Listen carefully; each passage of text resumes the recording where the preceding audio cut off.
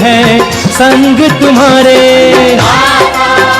अन्नदाता लहू किसानों का बन के पसीना सींचता है धरती का सीना।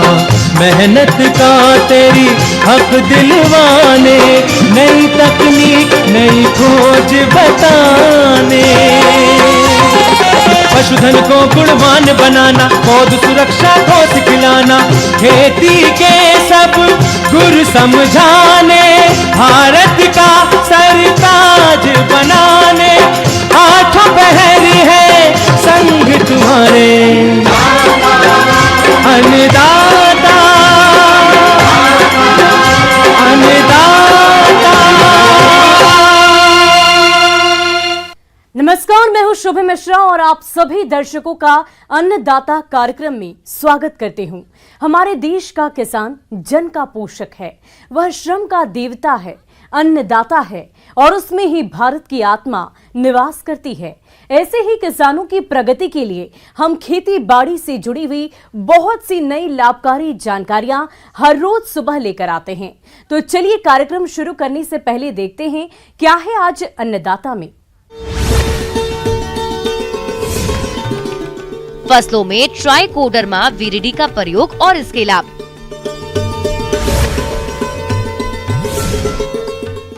फूल गोभी की फसल में लगने वाली कीटों की रोकथाम।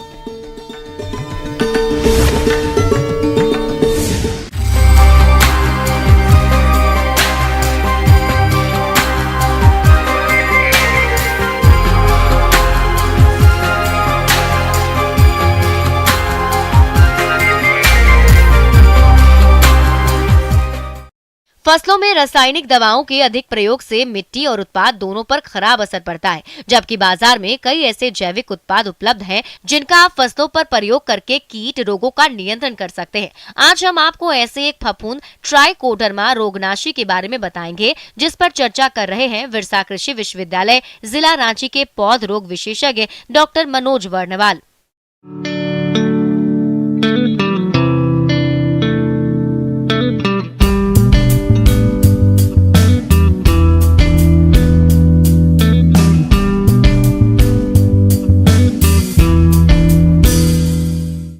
किसान भाई, सबसे पहले मैं बताना चाहूँगा कि ट्राइकोडर्मा एक बहुत अच्छा बायो कंट्रोल एजेंट है जो खास करके बहुत सारे बीमारी को रोकता है। उदाहरण के तौर पर देखा जाता है कि जो भी मिट्टी जनित रोग होते हैं उसमें इसका उपयोग बड़े पैमाने पर होता है। जैसे मुरझाने वाली बीमारी चना में लगता है, अरहर में लगता है, टमाटर में लगता है, बैगन में लगता है। इस तरह से कई फसलों में ये इसका खास करके देखा गया ये बीमारी आती है। या डैम्पिंग ऑफ है, डैम्पिंग ऑफ लगता है, खास करके बहुत सारे वेजिटेबल्स में लगते हैं। तो डैम्पिंग ऑफ बीमारी रोकने के लिए हम लोग ट्राइकोडर्मा का व्यवहार करने का सलाह देते हैं। आधुनिक तकनीकी में ट्राइकोडर्मा का उपचार किसानों के लिए हर हाल में फायदेमंद है। दरअसल ट्राइकोडर्मा घुलनशील जैविक फफूंदी नाशक एक कवक है। धान, गेहूं, दलहनी, औषधीय, गन्ना और सब्जियों की फसल में प्रयोग करने से उसमें लगने वाले फफूंद जनित तना, गलन, उकठा आदि रोगों से निजात मिल जाती है। इसका प्रभाव फलदार वृक्षों पर भी लाभदायक है। इसकी कीमत या लागत भी रासायनिक दवाइयों से काफी कम है, साथ ही पर्यावरण के लिए भी सुरक्षित होता है। इसका प्रयोग किसान आसानी से कई तरह की फसलों में कर सकते हैं। ट्राइकोडर्मा वास्तव में एक बायो कंट्रोल एजेंट है। इसमें देखा जाता है कि इसमें दूसरे सूक्ष्म जीवाणु को खाने की क्षमता बहुत ज़्यादा होती है। कहने का अर्थ यह है ट्राइकोडर्मा अपने आप में एक फंगस है जो दूसरे फंगस को खाता है। ऐसा देखा जाता है कि ट्राइकोडर्मा खास करके एक ऐसा बायो कंट्रोल एजेंट है जो 2-3 तरह से उपयोग किया जाता है। पहला, बीज का बीज बोने से पहले बीज का बीज उपचार करना चाहिए। बीज उपचार जनरली हम लोग बोलते हैं 6 ग्राम से 10 ग्राम ट्राइकोडर्मा तक प्रति किलो बीज की दर से बीज उपचार करने का सलाह देते हैं। दूसरा, ट्राइकोडर्मा को छिड़काव करके भी इसको बहुत सा बीमारी को कंट्रोल किया जा सकता है।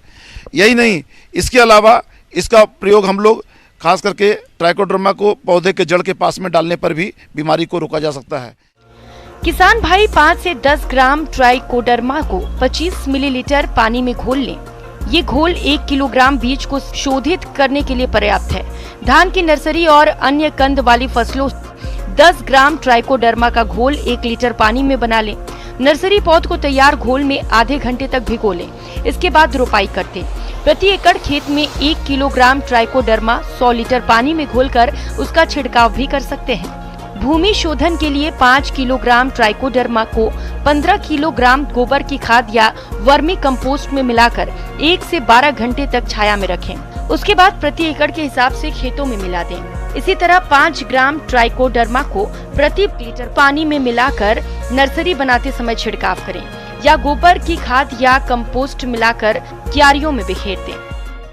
खास करके हम लोग कहते हैं सब्जी में और फल में इसका बहुतायत में इसका प्रयोग होता है। ऐसा देखा जाता है खास करके किसान भाई कि ट्राइकोडर्मा को हम लोग गोबर में मिक्स करते हैं। जनरली हम लोग 1 से 2 किलोग्राम ट्राइकोडर्मा को 100 किलोग्राम गोबर में मिक्स करते हैं। मिक्स करने के बाद में उसको 15 से 20 दिन तक सड़ाते हैं।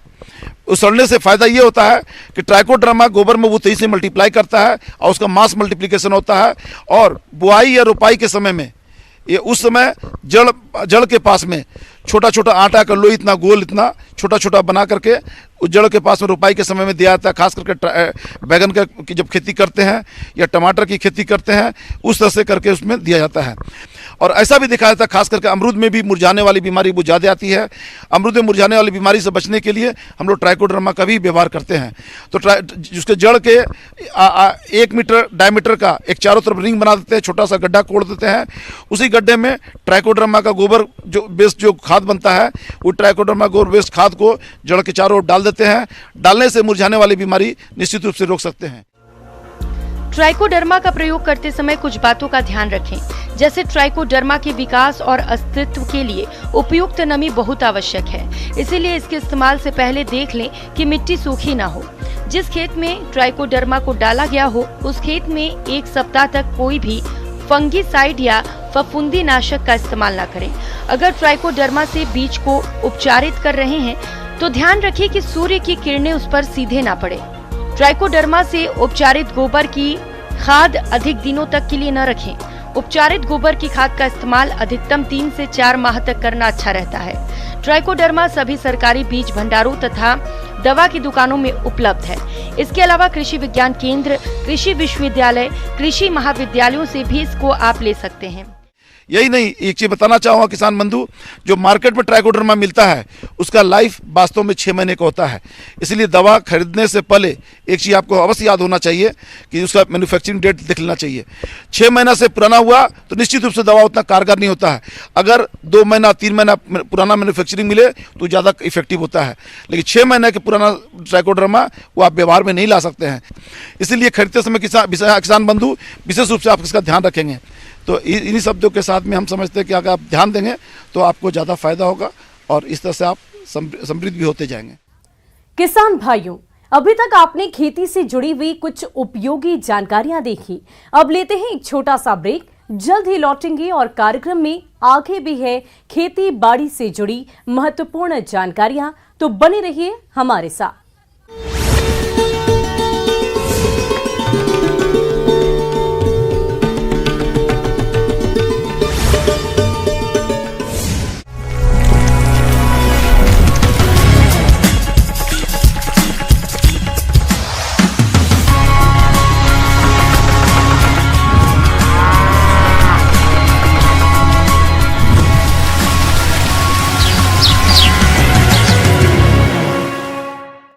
और ब्रेक के बाद आप सभी दर्शकों का अन्नदाता में स्वागत है। चलिए अब रुक करते हैं अगली कड़ी की ओर।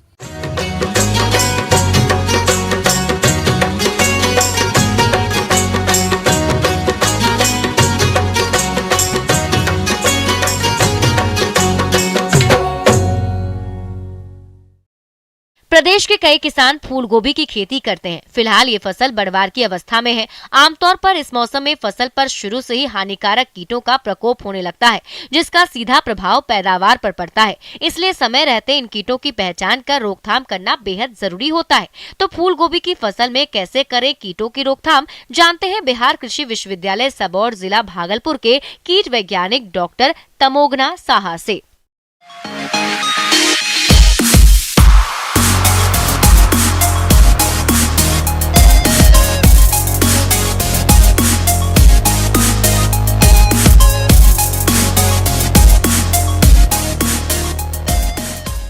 शुरू में जब हम लोग फूल गोभी और बंदा गोभी लगाते हैं उस समय जो कीड़े जो लगते हैं उसमें से प्रमुख 4 प्रधान कीड़े हैं। शुरू में जो लाही जिसको बोलते हैं डायमंड बैकमॉथ, आप लोग सब जानते हैं। तीसरा जो है एक कहते हैं टोबैको कैटरपिलर, ये भी डैमेज करता है, किंतु इन तीनों के हिसाब से ये थोड़ा सा कम डैमेज करता है। फूल गोभी में मुख्य रूप से लाही, गोभी मक्खी, हीरक पृष्ठ कीट, तंबाकू की सूड़ी आदि कीड़ों का प्रकोप होता है जो कि फसल की बढ़वार और उत्पादन को प्रभावित करते हैं। माहू कीट ये छोटे आकार के हरे पीले पंखदार व पंख विहीन कीट होते हैं। इस कीट के शिशु एवं वयस्क दोनों ही पत्तियों से रस चूसते हैं जिससे पत्तियां पीली पड़ जाती हैं। उपज का बाजार मूल्य कम हो जाता है। माहू अपने शरीर से मधु रस उत्सर्जित करते हैं जिस पर काली फफूंदी विकसित हो जाती है जिससे पौधों पर जगह जगह काले धब्बे दिखाई देते हैं। इस कीट से लगभग 20 से 25% तक नुकसान हो जाता है।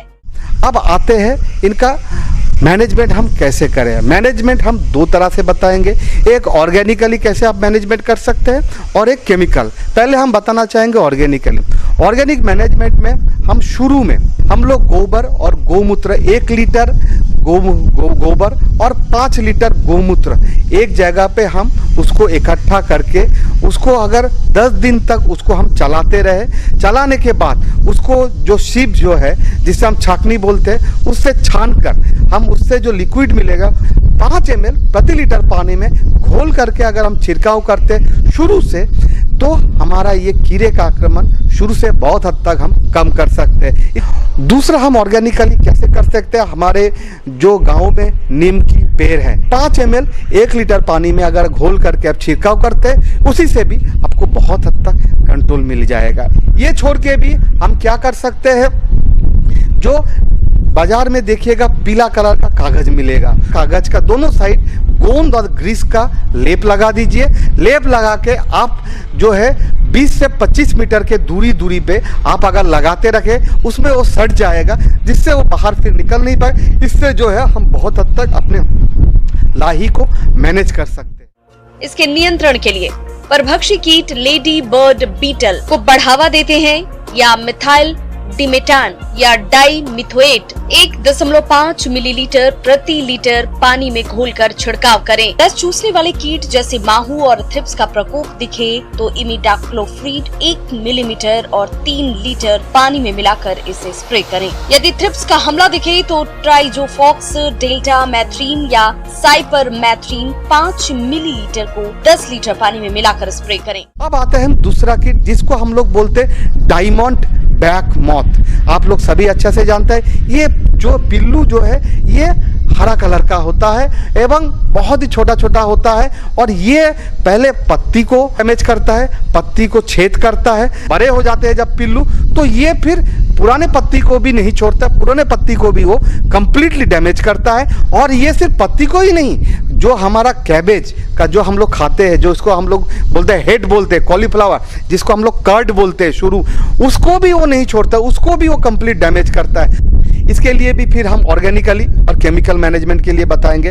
ऑर्गेनिकली जैसे हम बताए थे गोमूत्र और गोबर दोनों का जो है आप मिक्सचर बना लीजिए, फिर 5 ml 1 लीटर पानी में घोल करके छिड़काव करें। इस कीड़े के लिए अगर हम मस्टर्ड जिसको हम सरसों के नाम से जानते हैं 2 रो गोभी व कॉलीफ्लावर 1 रो मस्टर्ड ऐसे करके अगर लगाते हैं तो क्या होगा, मस्टर्ड में जाकर वो अट्रैक्ट हो जाएगा जिससे हमारा गोभी जो है बच जाएगा। इसके नियंत्रण के लिए अंडे के समूहों को एकत्र कर नष्ट करें। Nuclear polyhedrosis virus 250 LE hectare का छिड़काव करें। मेलाथियान 2 मिलीलीटर प्रति लीटर या स्पाइनोशेड 25 SC को 15 ग्राम सक्रिय तत्व प्रति हेक्टेयर की दर से 10 से 15 दिन के अंतराल पर छिड़काव करना चाहिए। तीसरा जिसका नाम बताएंगे टोबैको कैटरपिलर बस पोडोप्टेरा लिट्यूरा। आप लोग जानते हैं इसका पिल्लू जो है भूरा कलर का होता है, भूरा कलर का और अंदर पिल्लू में हल्का हल्का दाग भी रहता है। और एडल्ट जो है इसका जो अगले वाला जो पंख है वो हल्का सा उजला कलर है और पिछले वाला जो पंख है ये भूरा कलर का होता है। तंबाकू की सूड़ी के वयस्क मादा कीट पत्तियों की निचली सतह पर झुंड में अंडे देते हैं। 4 से 5 दिनों बाद अंडों से सूड़ी निकलती है और पत्तियों को खा जाती है। सितंबर से नवंबर तक इसका प्रकोप अधिक होता है। इन कीड़ों के रोकथाम के लिए नुआक्रान, रोगर, थायोडान किसी भी कीटनाशी दवा का 1.5 मिलीलीटर पानी की दर से घोल बनाकर आवश्यकता अनुसार छिड़काव करना चाहिए। बायो में जाए, बायो में इसके लिए एक अच्छा दवा है जिसका नाम है SLNPV। जैसे हेलिकोबार्पा के लिए है HNPV, इसके लिए है SLNPV। SLNPV का जो है 2.5 से 3 ग्राम प्रति लीटर पानी में घोल करके आप छिड़काव कर सकते हैं। और इसके लिए भी फेरोमोन ट्रैप उपलब्ध है। फेरोमोन ट्रैप का नाम है फेरोडिन SL। इसका भी 12 ट्रैप प्रति हेक्टेयर के दर से आप लगा सकते हैं, जिससे बहुत हद तक जो है पिल्लू का जो है आक्रमण कम हो जाएगा। अगर बहुत ज़्यादा हो जाए तो जैसे हम कोराजेन का नाम बताए, कोराजेन का भी इस्तेमाल आप कर सकते हैं। अगर हम IPM integrated pest management follow करें कैबेज कॉलीफ्लावर में तो कैसे करें? शुरू से हमको बीज शोधन करना पड़ेगा। इमिडाक्लोप्रिड तो 5 ग्राम प्रति केजी सीड के दर से हम लोग जो है बीज शोधन करते हैं। उसके बाद हम लोग जैसे बोलते हैं समर प्लाविंग हमको करना पड़ेगा। वो जो है सनलाइट के अंदर एक्सपोज हो जाएगा, जिससे हम बहुत हद तक उसको कंट्रोल कर सकते हैं। आगे और भी है खेती बाड़ी से जुड़ी हुई बहुत सी रोचक जानकारियां, पर यहां पर रुकेंगे एक और छोटे से ब्रेक के लिए और जल्द हाजिर होंगे।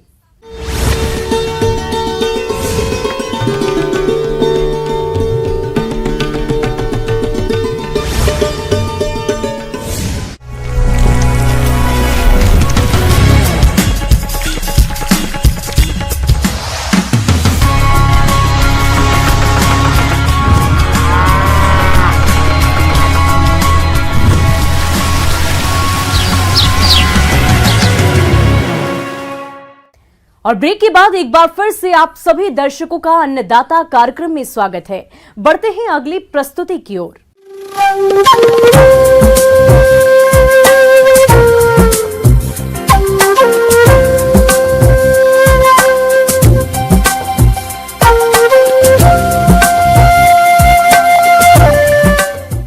किसान भाइयों, रबी फसलें इस समय बढ़वार की अवस्था पर है और अभी मौसम में बदलाव तेजी से हो रहा है।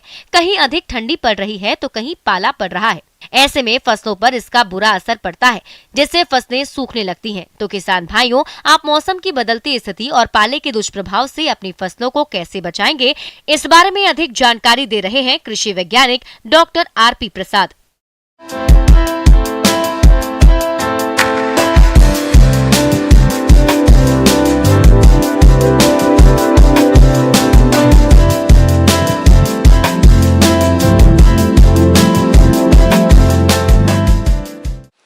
जी किसान भाई नमस्कार।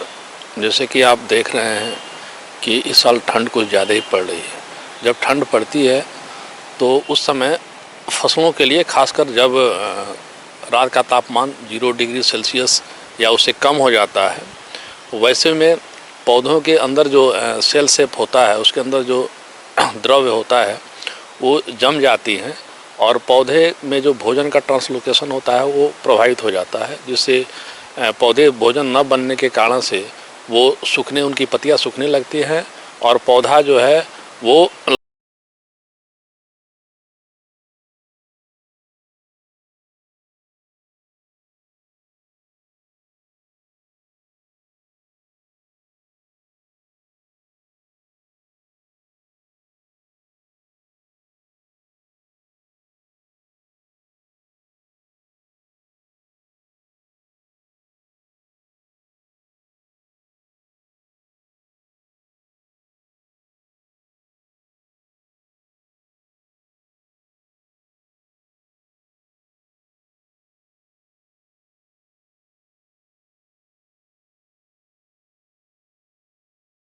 फसल की जो उपज होती है वो काफ़ी प्रभावित होती है। खासकर किसान भाई जो इस समय कुछ सब्जी की, चाहे मटर, आलू या सरसों, इन सब की फसलें हैं, या फिर जो बागवानी फसलें हैं, चाहे आम हो या लीची हो, इन सब पे पाले का बहुत ज़्यादा प्रकोप होता है और उससे पाले का प्रकोप होने से उपज प्रभावित होती है। रबी फसलों में आलू, टमाटर, सरसों, बैगन, अलसी, मटर, धनिया, जीरा, शकरकंद तथा फलों में पपीता, आम, पाले के प्रति अधिक संवेदनशील है। इनमें 80 से 90% तक नुकसान हो जाता है। पाले की तीव्रता अधिक होने पर गेहूं, जौ, गन्ना आदि फसलें भी अधिक चपेट में आ जाती है। उत्तर भारत में मध्य दिसंबर से मध्य फरवरी तक पाला पड़ने का समय है। इस समय रबी की फसलों में फूल आना एवं फलियां बनना शुरू होता है। पौधों में यह अवस्थाएं पाले के प्रति सबसे संवेदनशील होती है। ऐसे में किसान भाई, पाले से अगर आपकी फसल को बचानी है तो सबसे पहले आप ये ध्यान रखें कि पौधे के अवस्था के अनुसार अगर उसमें हल्की सिंचाई आप करते रहेंगे तो वैसे में जो पानी जमने की जो प्रक्रिया होती है पौधे के स्टोमेटा के अंदर, तो ये प्रभावित नहीं होती है और उससे पाले का प्रभाव से वो बच सकता है। साथ ही साथ आप अगर सब्जी की फसल लगा रहे हैं तो वैसे में नर्सरी जो होता है टनल शेप का एक स्ट्रक्चर बना करके और उस पर आप करें। और उसके अलावा जो किसान भाई जो नदी या दीरा क्षेत्र में पौधे लगाते हैं उनको घास फूस के शेड बना करके उसको ढक देते हैं, जिससे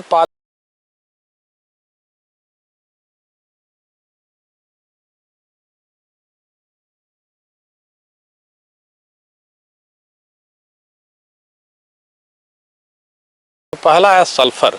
सल्फर जो होता है 90% वेटेबल सल्फर होता है। इसका 0.2% मात्रा यानी 1 लीटर पानी में 2 ग्राम मिला करके अगर आप स्प्रे कर देते हैं या उसके अलावा आप 6 किलो प्रति एकड़ के हिसाब से डस्टिंग करते हैं तो वैसे में आपकी जो फसल है वो रोग बीमारी के अलावा आपका जो पाला है उससे भी बचाव होता है।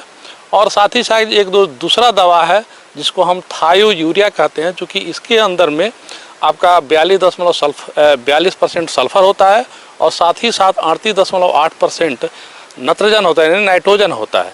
तो इसका स्प्रे अगर आप 0.5 ग्राम प्रति लीटर पानी के हिसाब से अगर करते हैं तो हम पाले से अपनी फसल को बचा लेते हैं। और साथ ही साथ किसान भाई आप ये हमेशा ध्यान रखें कि जब भी पाले पड़ने की संभावना हो ऐसी अवस्था में आप फसल में इंटर कल्चर यानी खेत की जुताई गुड़ाई की जो प्रक्रिया है वो न करें।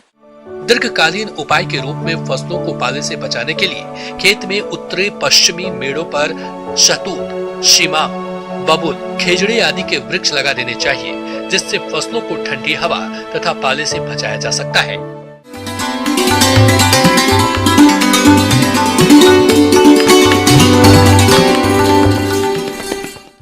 अन्नदाता हेल्पलाइन निशुल्क फोन संपर्क सेवा के माध्यम से आपके द्वारा पूछे गए प्रश्नों में से 1 या 2 महत्वपूर्ण प्रश्न को हम अपने कार्यक्रम में शामिल करते हैं और इसी के तहत आज किसान का सवाल और उसका जवाब कुछ इस प्रकार है।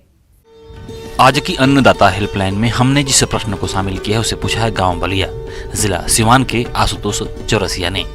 आपने पान की फसल में किए जाने वाले जरूरी कार्यों पर जानकारी चाहिए है, तो इसके लिए देखिए कार्यक्रम का यह अंश।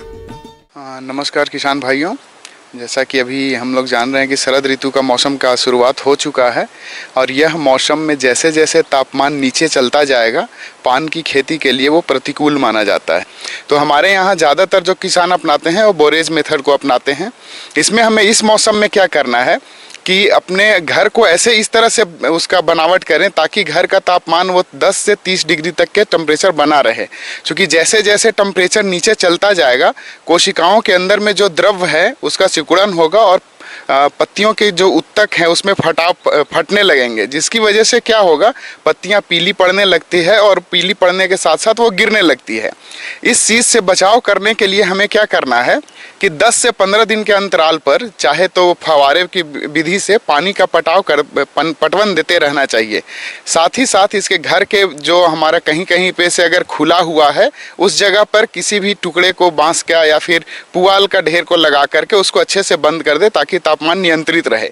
जाड़े के मौसम में पान के बरेजों में प्रतिदिन 2 से 3 बार सिंचाई करने की जरूरत होती है। इसके साथ ये भी ध्यान रखें कि बरेजों में जल का भराव ना होने पाए, क्योंकि जल भराव के कारण पान में रोग पनपने लगते हैं। इसलिए जल निकास की उत्तम व्यवस्था करें। पान बेल की जड़ें बहुत ही कोमल होती है जो अधिक ताप और सर्दी को सहन नहीं कर पाती है। इसलिए पान की जड़ों को ढकने के लिए काली मिट्टी और लाल मिट्टी का प्रयोग करें और पौधों के पास मिट्टी चढ़ा दें। नवंबर और दिसंबर महीने को माना जाता है कि पान की खेती के लिए सबसे बेहतर है। इसके लिए जो हमारा इनिशियल फर्टिलाइज़र जो भी उर्वरक की आवश्यकता होती है, उर्वरक में हम लोग 150 kg नाइट्रोजन का इस्तेमाल करते हैं 1 हेक्टेयर के लिए। उसमें 150 kg में 75 kg हम लोग को नीम केक से लेना है और 75 kg हम लोग को यूरिया से लेना है। 100 kg हम लोग इसमें सुपर फॉस्फेट का इस्तेमाल करते हैं और 30 kg म्यूरेट ऑफ पोटाश प्रति हेक्टेयर में, जो कि 3 स्प्लिट डोज में जाता है। पहला स्प्लिट डोज होता है जब हम लोग लता को ऊपर चढ़ाते हैं 15 दिन के अंतराल पर, उस समय देना चाहिए। उसके बाद दूसरा और तीसरा जो हमारा स्प्लिट डोज जाएगा वो 40 से 45 दिन के अंतराल के बाद में उसको देना चाहिए। पान के बेलों को अच्छा पोषक तत्व प्राप्त हो, इसके लिए आमतौर पर कार्बनिक तत्वों का प्रयोग करते हैं, जिसमें सरसों, तिल, नीम या अंडे की खली का प्रयोग किया जाता है, जिससे पौधे की बढ़वार और पान की पत्ती की क्वालिटी अच्छी रहती है।